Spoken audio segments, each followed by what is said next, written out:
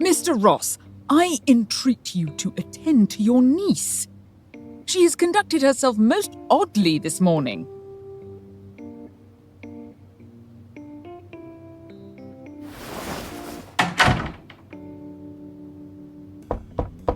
Why are you suddenly in such a bad temper? Your fiancé's carriage will be arriving shortly. He has travelled all the way from the capital. Will you not grant him, at the very least, a brief audience? You are being most unreasonable.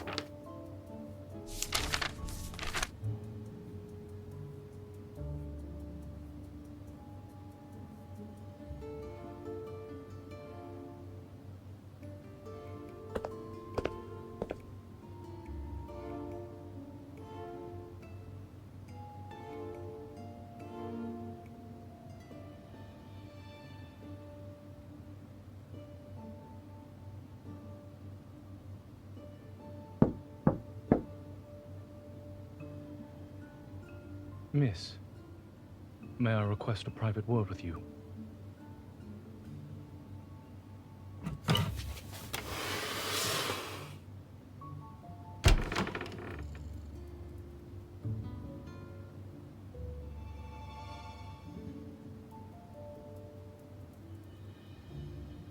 Miss, I must forego the liberty of kissing your hand, for it would be improper given our current circumstance. Do allow me to introduce myself. I am Zayne.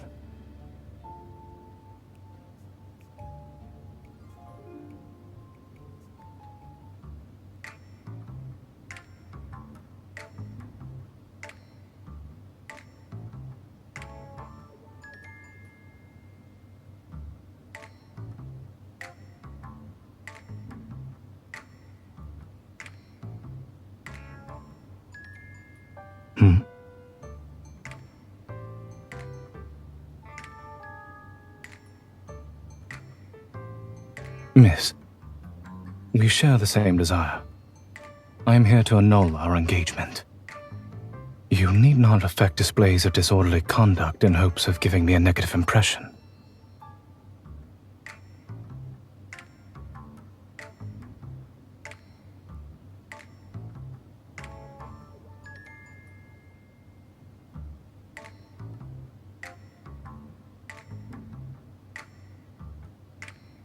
If there are no objections to annulling the engagement, we should settle the matter of compensation. I intend to hand you Morley Manor, one of my estates.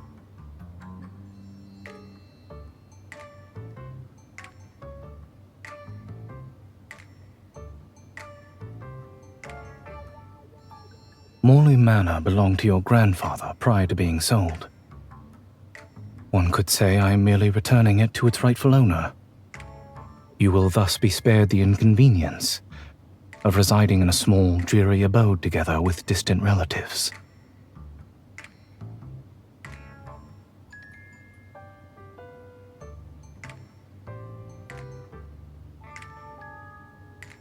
Should you be concerned about gossip following the dissolution of our engagement, my father has a cousin, Lady Herlin, who will soon be visiting the county. She enjoys considerable esteem in the capital, and the young noblewomen she takes under her wing never fail to distinguish themselves during the social season. Every year in late spring, distinguished families host balls and charity dinners. It is a time for young ladies and gentlemen to present themselves and get acquainted. It is merely a suggestion. Whether you heed it or not is up to you, miss. If you wish, I can arrange for you to meet my aunt at the manor.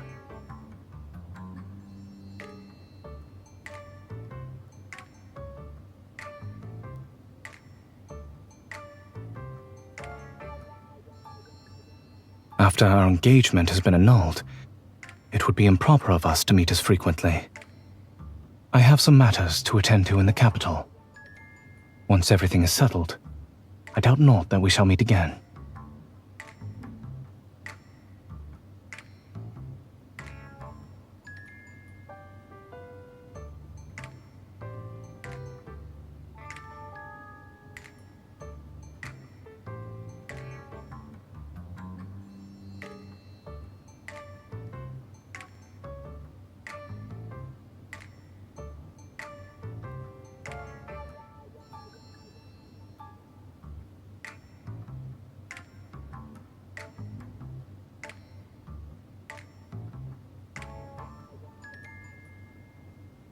But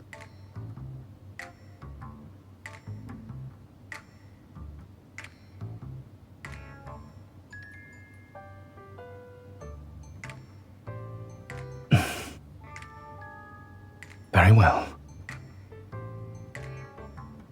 A carriage for Morley Manor shall be waiting for you in 3 days' time.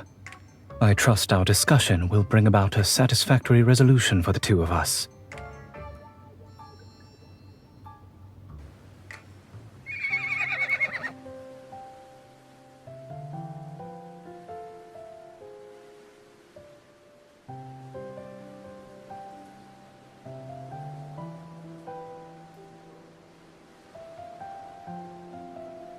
A lady must be graceful at all times, even upon horseback. To properly ride side saddle is to display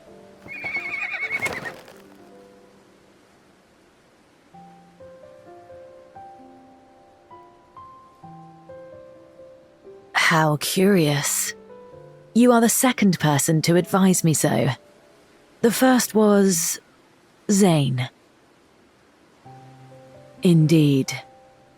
You should talk to each other some more over the coming days. You might find you have much in common. He returned just the day before yesterday. Though he may not be found too often at the manor, you are bound to see him sooner or later.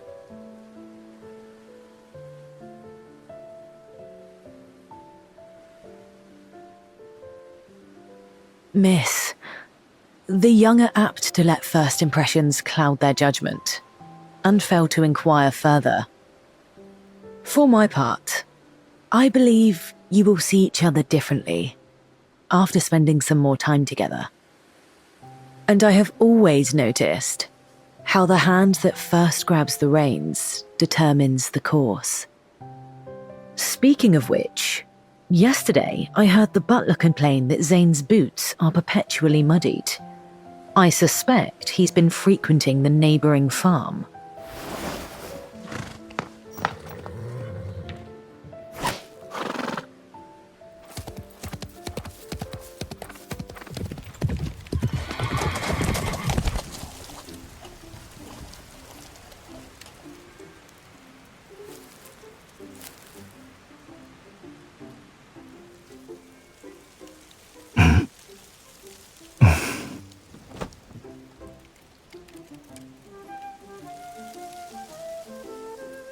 Do you often pry into the affairs of others?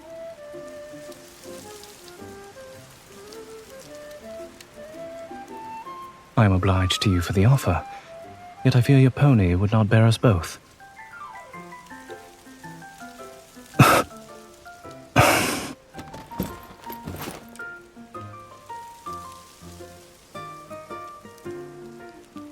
Miss,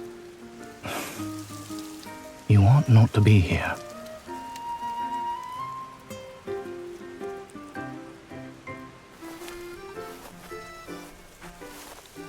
Your curiosity regarding me knows no bounds.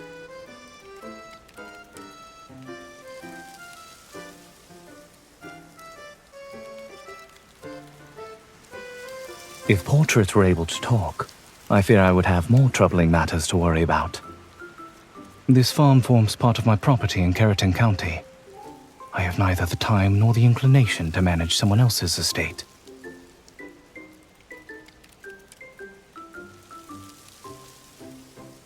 It is only proper that I patronize our local produce.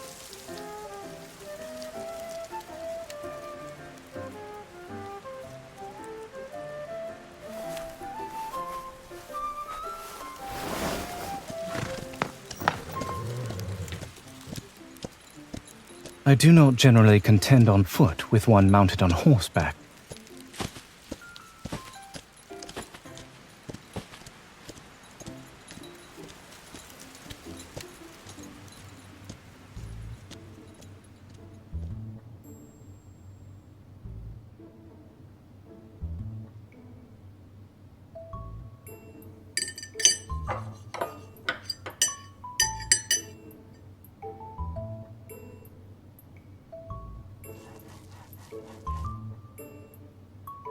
The villagers harvested them and offered them to me.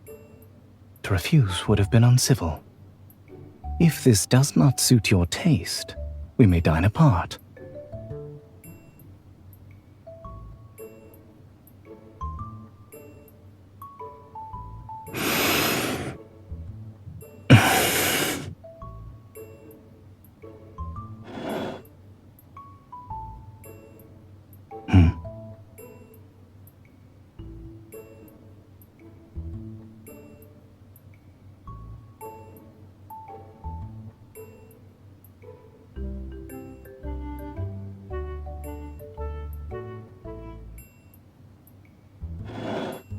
If it pleases you, you may have mine.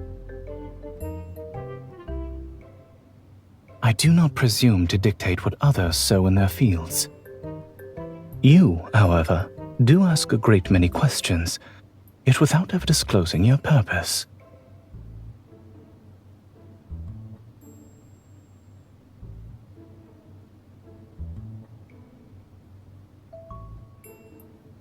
So I am merely your novel pastime.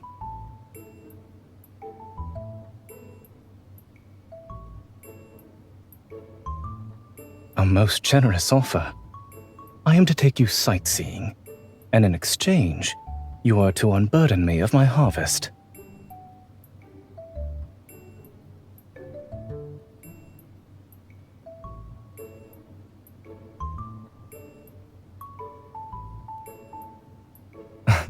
You offered to give a helping hand, did you not?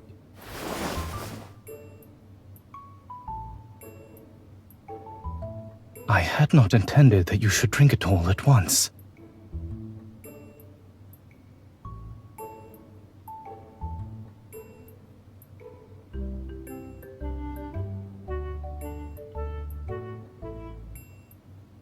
Very well. I accept your offer.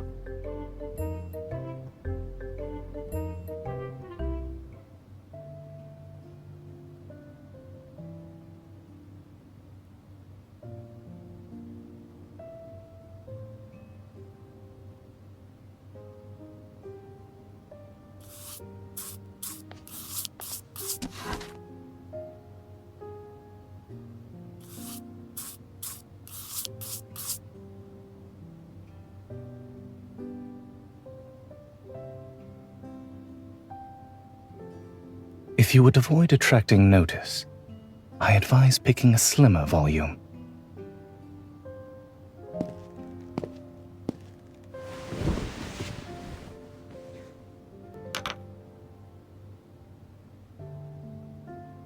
Should curiosity prompt you, you may try it on.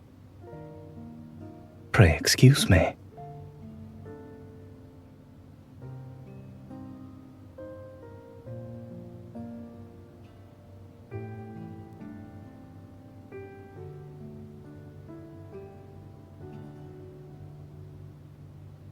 Do not open your eyes too hastily. Otherwise, this is what will happen.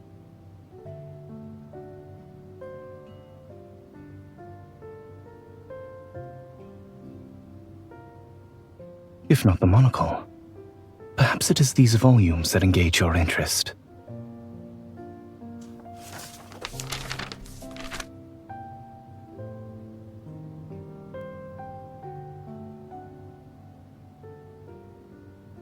You are most ambitious to begin the study of an ancient script with a medical treatise.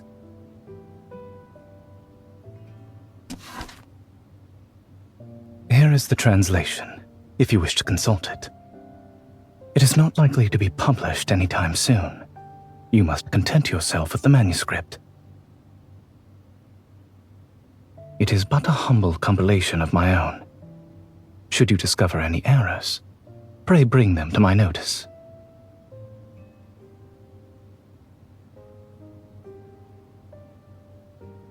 If that is all, I shall now continue my work.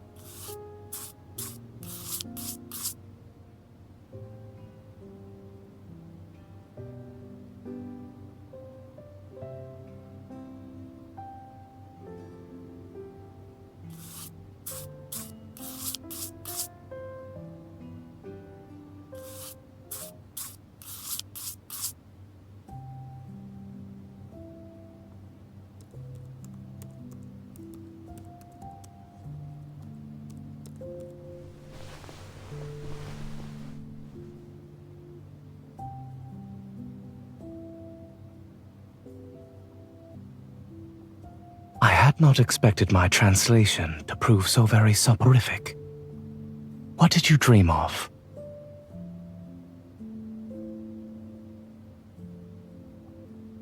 Indeed. And what was to be expected hereafter?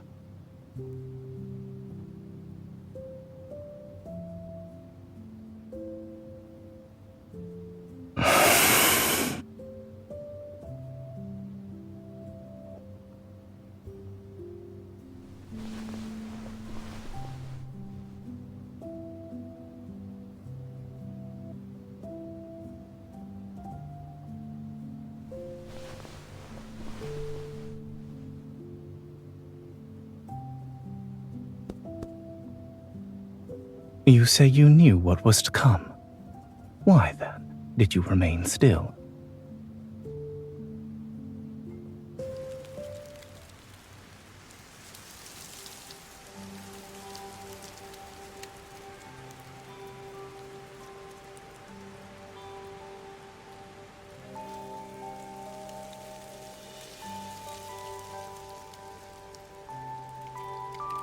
Keep out of the rain.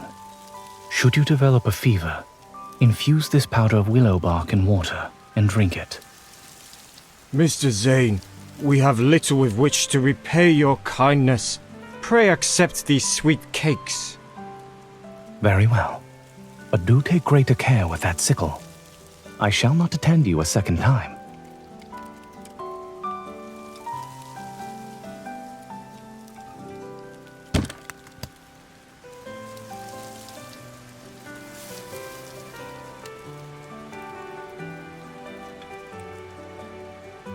You may say so.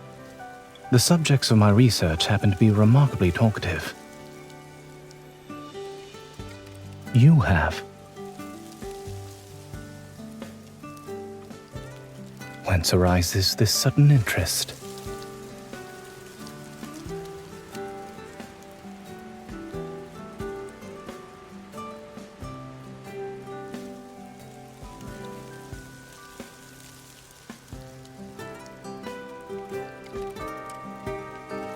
You believe acting without regard to my expenses must imply some sort of enjoyment.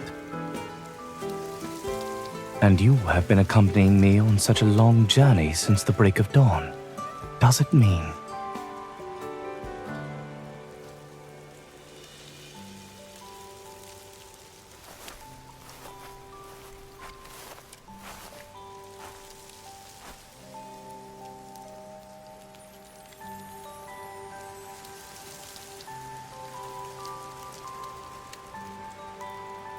More or less so, yes.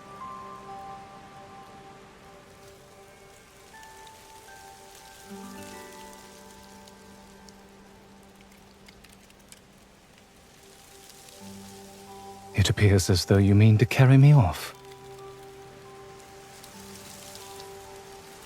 That is quite a high recommendation. I should very much like to make his acquaintance.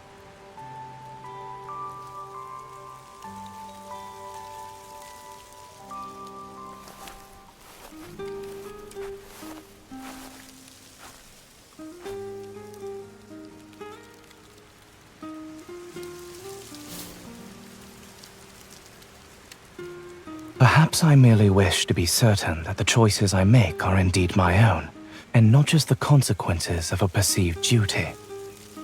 Whether it be in tending the sick, in translating old volumes, or even in the matter of our engagement at first. I have reflected upon it for some time, and I believe you ought to know.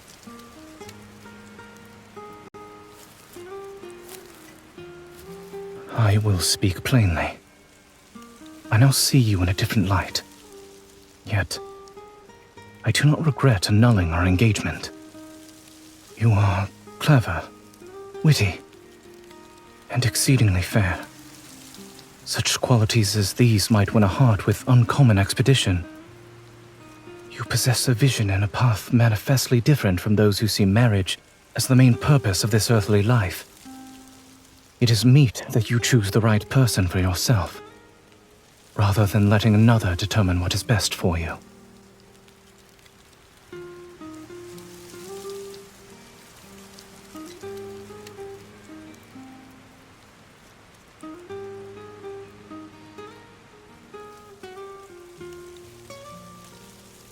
I know because I saw how your eyes lit up when you spoke of that physician.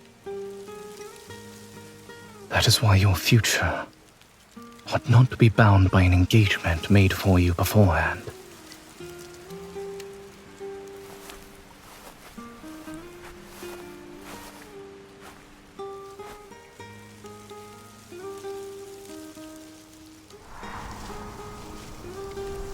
I cannot answer that with certainty, miss. Yet I do attempt to use my discernment.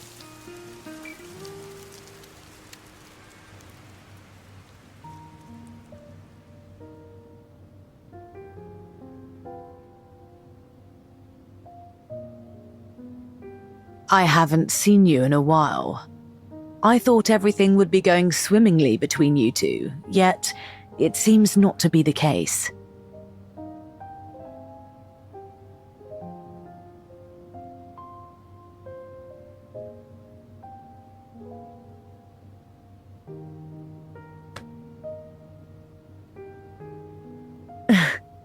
Pray leave this matter to me, miss.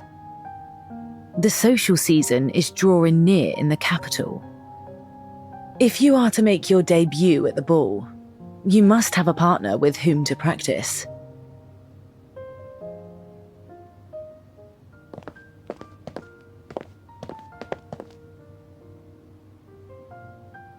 I may, depending on who happens to be my partner. One may always plead an aversion to dancing as a polite refusal to an unwelcome invitation. They say that practice makes perfect. To refuse demands practice as well. Come, try declining my invitation to dance. If you do not practice beforehand, then at the ball. Lady Harlan informed me that you are looking forward to the ball that will be held in the capital, and that you've been preparing rather earnestly.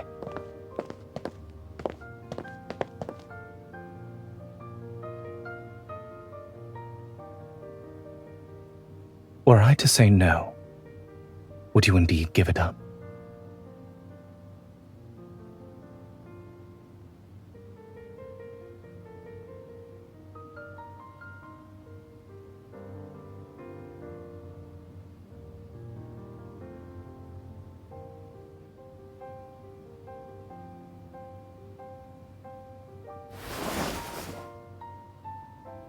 Is that all you seek in a lifetime companion?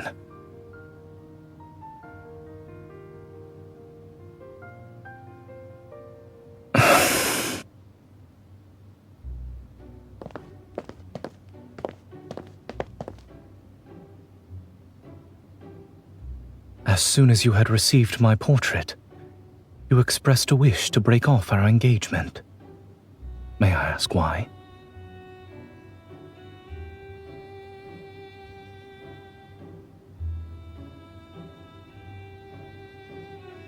Did you find my appearance disagreeable?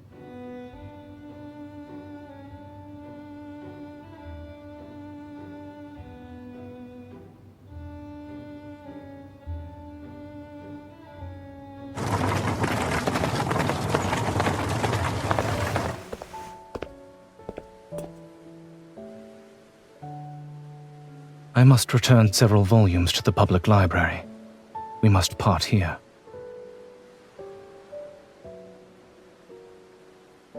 Then he must secure a carriage of his own.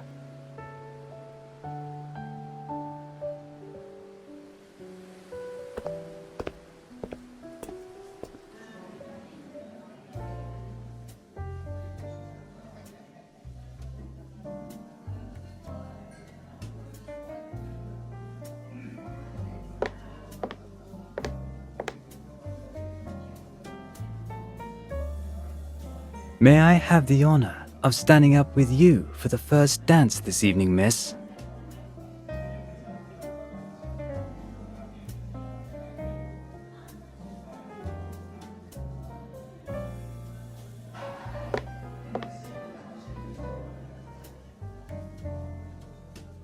Were another gentleman to ask you, would your answer be any different?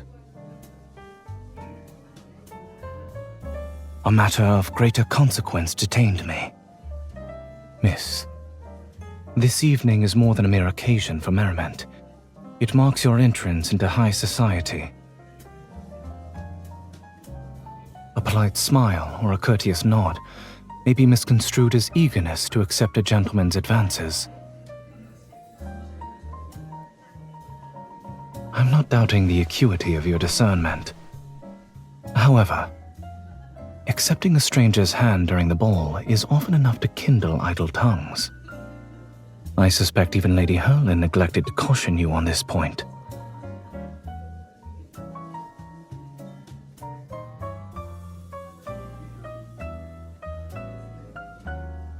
I wish for you to feel entirely at liberty to follow your own heart. Yet, I would also hope not to see you in trouble. To forbid your attendance would itself be but another restraint upon your liberty.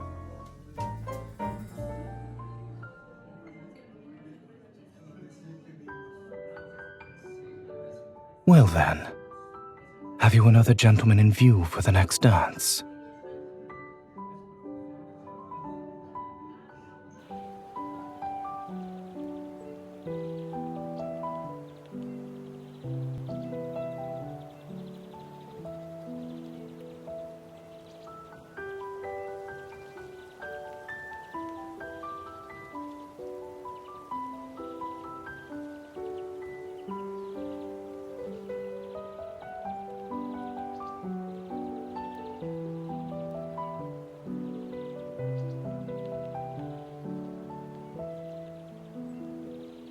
I happen to need to retrieve from the capital documents relating to the transfer of the manor.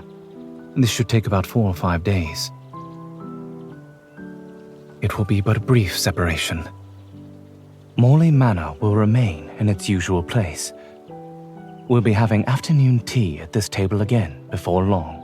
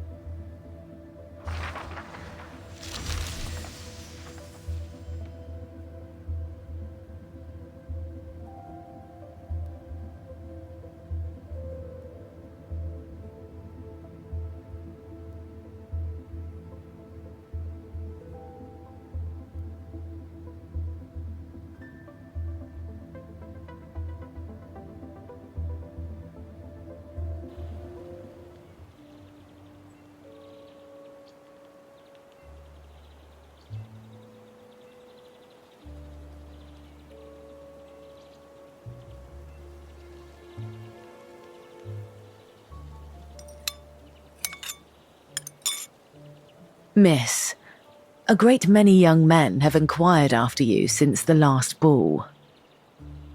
But none compare with Zayne. Is that right?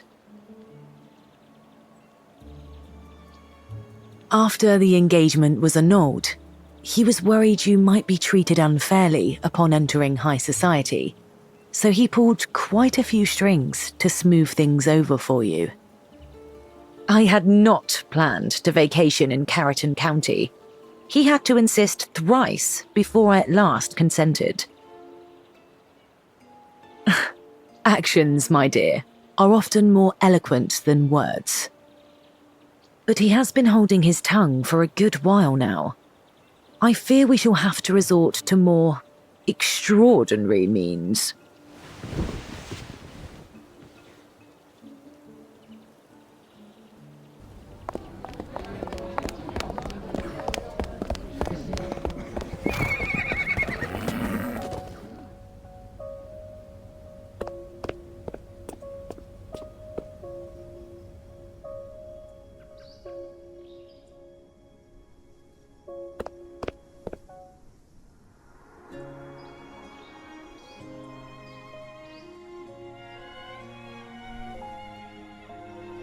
Good morning, miss.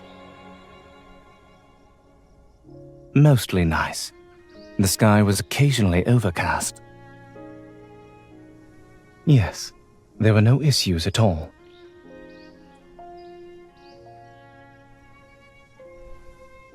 It was my intention to return early.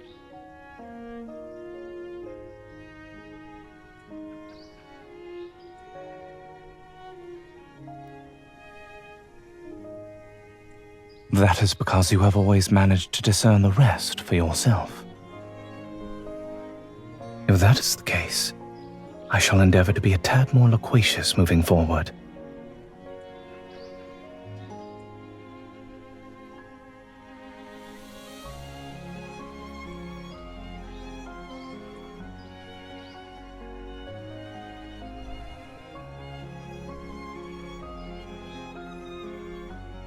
Do enlighten me.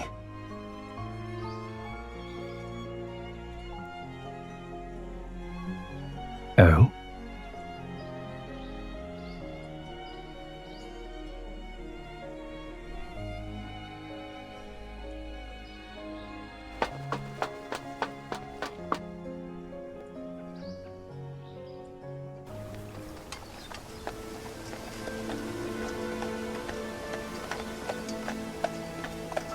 Stop.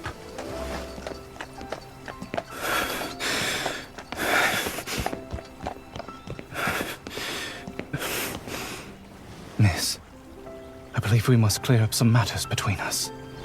Pray allow me a moment.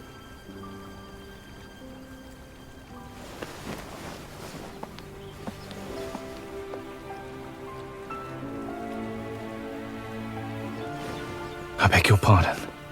I have been too hasty.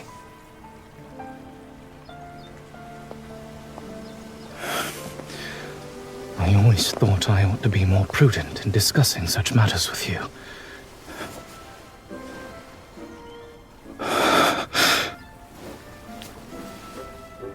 I...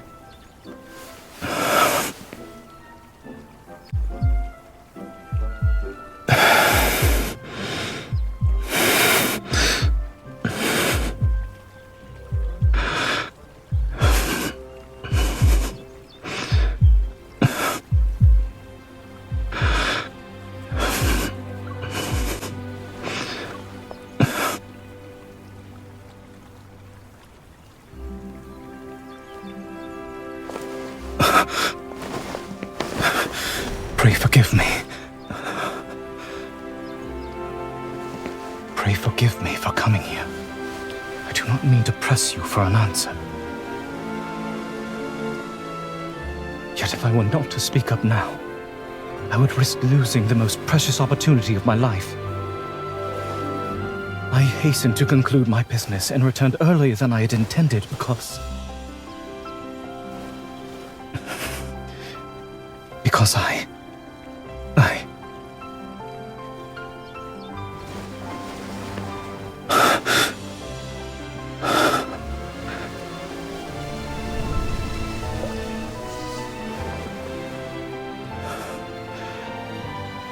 wish to renew our engagement.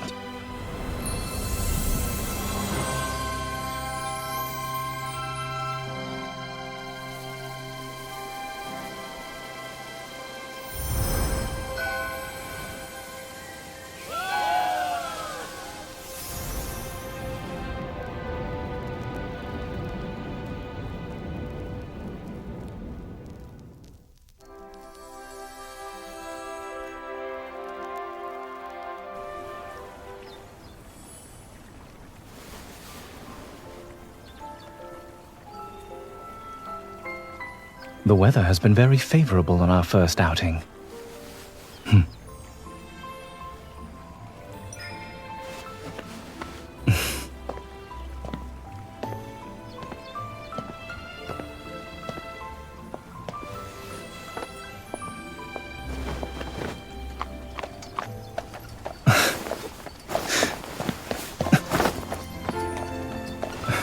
I would rather sit beside you today.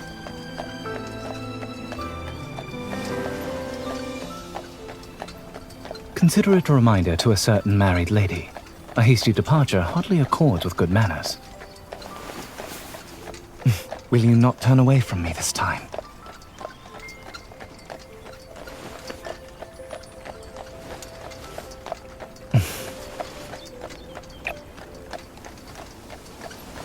I am honored, my lady.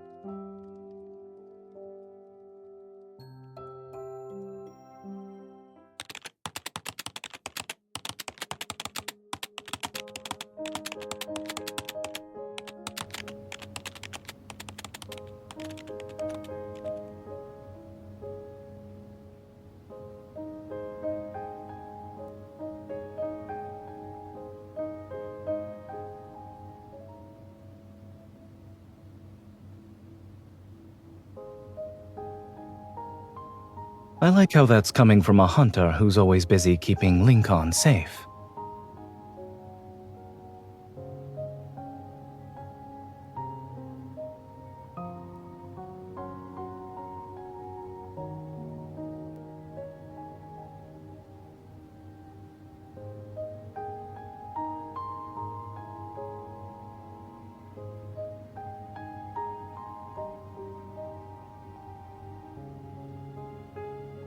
I can only read a little so far.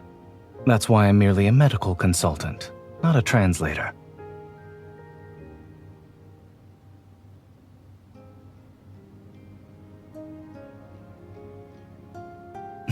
Oh? I seem to recall someone being desperate to leave at first.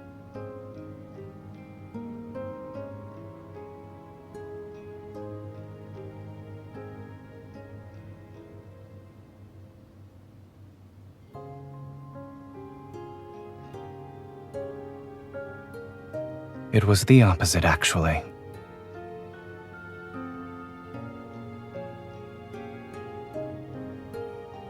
When I first saw you at the Ross's estate, I thought how happy it would be if we could cast aside rank, fortune, and every other distinction. And if this young lady might choose me entirely of her own accord.